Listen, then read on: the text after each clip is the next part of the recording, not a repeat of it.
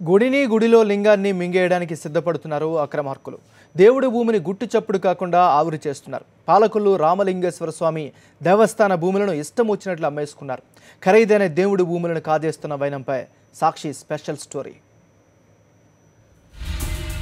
అన్యాక్రాంతమైన పాలకొల్లు రామలింగేశ్వరుడి భూములు, కబ్జాకు గురైన 5 ఎకరాల భూమి,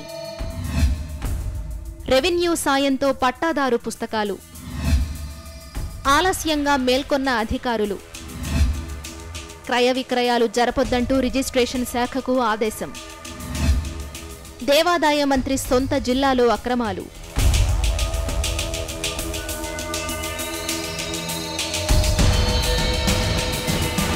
పశ్చిమ గోదావరి జిల్లా పాలకొల్లు క్షీర రామలింగేశ్వర స్వామి ఆలయం వేంగి చాళుక్యుల కాలంలో అభివృద్ధి చెందింది. ఈ ఆలయానికి 50 ఎకరాల వరకు భూమి సమకూరింది. దేవస్థానానికి చెందిన కొంత భూమిని పురోహితులకు సేవ నిమిత్తం మరికొంత భూమి భజంత్రీలకు దానంగా ఇచ్చారు. ఆలయానికి చెందిన 12.22 ఎకరాల భూమిని 5 వ్యక్తులకు దానం చేశారు.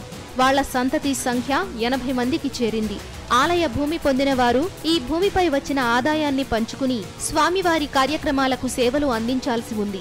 ఈ భూములపై కన్నేసిన అక్రమార్కులు కొందరు రెవెన్యూ అధికారులతో చేతులు కలిపి నకిలీ పత్రాలు సృష్టించినట్టు తెలుస్తోంది.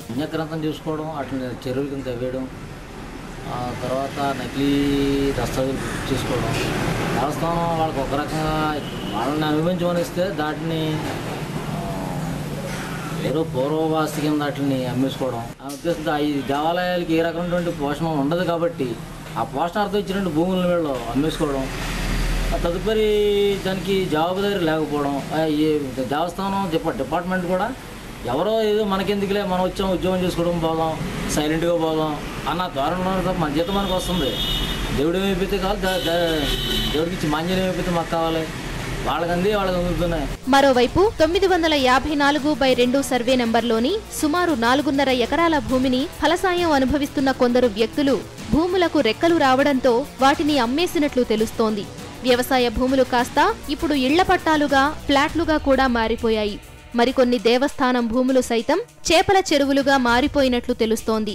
ఈ విధంగా రెవెన్యూ అధికారుల సాయంతో పట్టాదారు పుస్తకాలు కూడా సంపాదించి 5 కోట్ల రూపాయల విలువైన దేవస్థానం భూమి అన్యాక్రాంతమైందని భక్తులు అంటున్నారు.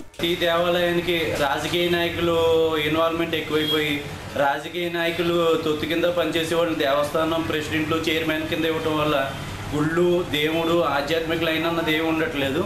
వీళ్ళు ఎప్పుడైతే ట్రస్టీల కింద తయారవుతున్నారో, రాజకీయ నాయకులు ఎప్పుడైతే ఇందులో దూరుతున్నారో వెంటనే పొలాలు అమ్ముకుందాం, లేకపోతే దేవస్థానం సొమ్మును అనుకుందాం, లేకపోతే దేవస్థానం కాటేజీలు వాడుకుందాం అన్న టైప్ తయారైపోయారు తప్ప. 2013 సెప్టెంబర్ నెలలో ఇచ్చిన ఇనాం రద్దు సవరణ చట్టం ప్రకారం ఇనాం భూములు ఎన్ని చేతులు మారినా కూడా, అమ్మకాలు, కొనుగోలు జరిపిన పాస్ పుస్తకాలు పొందినా కూడా కొనుగోలుదారులకు ఎటువంటి హక్కులు ఉండవు. ఇవన్నీ కూడా సంబంధిత దేవాలయానికి, ఆ సంస్థకే చెందుతాయని పేర్కొన్నారు. ఆలస్యంగా మేల్కొన్న దేవాదాయ శాఖాధికారులకు ఎట్టకేలకు ఈ 7 మార్చి 4న పశ్చిమ గోదావరి జిల్లా రిజిస్ట్రార్కు లేఖ రాశారు. పంచారామానికి చెందిన ఇనాం భూములలో క్రయ విక్రయాలు జరపకూడదని, రిజిస్ట్రేషన్లు జరగకుండా చర్యలు తీసుకోవాలని లేఖలో కోరారు. దీంతో పాటు కబ్జాకు గురైన 4.5 ఎకరాల భూమిని స్వాధీనం చేసుకోవడానికి ప్రయత్నాలు ప్రారంభించారు. ఈ భూములను ఎవరు కొనుగోలు చేసినా చట్టపరంగా కఠిన చర్యలు తీసుకుంటామని దేవస్థానం ఈవో చల్లపు సూర్యచంద్రరావు అన్నారు. నవంబర్ 13 కొత్త చట్టం వచ్చింది. మా పొలాలు ప్రతిమానం ఈనాం పొలాలు కానీ ఏ విధంగా నికాంతం అవ్వకుండా, వాళ్ళు ఎవరైనా అమ్మటం కానీ కొనటం కానీ లేకుండా చట్టం చేశారు. ఒకవేళ ఎన్ని మార్పులు జరిగినా కానీ మా పొలాలు ఎవరు స్వాధీనం తెచ్చుకుంటానికి హక్కు లేదండి. కబ్జాకు గురైన 5 కోట్ల రూపాయల విలువైన 4.5 ఎకరాల భూమే కాకుండా ఇతర భూములపై కూడా అక్రమార్కుల కన్ను పడింది. ఆలయంలో అక్రమాలు జరుగుతున్నా కూడా జిల్లాకే చెందిన దేవాదాయ మంత్రి మాణిక్యాలరావు చర్యలు తీసుకోకపోవడం పలు అనుమానాలకు తావిస్తోంది. సాక్షి న్యూస్, ఏలూరు.